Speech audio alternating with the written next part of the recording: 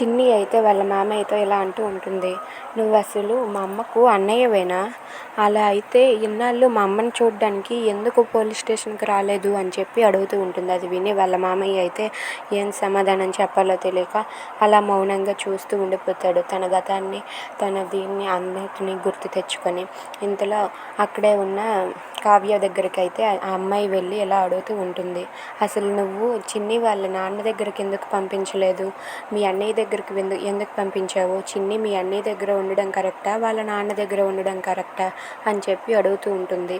అది విని కావ్య అయితే ఇలా అంటూ ఉంటుంది, చిన్నికి అమ్మైనా నాన్నైనా నేనే అని చెప్పి తన గతాన్ని అయితే గుర్తు తెచ్చుకుంటుంది. ఆ రోజు తనని పెళ్లి చేసుకుని వెళ్ళాక వాళ్ళ నాన్న అయితే చనిపోయారు.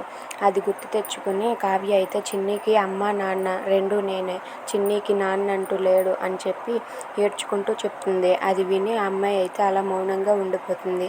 అసలు తన గతం ఏంటి అదంతా తెలుసుకోవాలంటే please like, share and subscribe. Thanks for watching.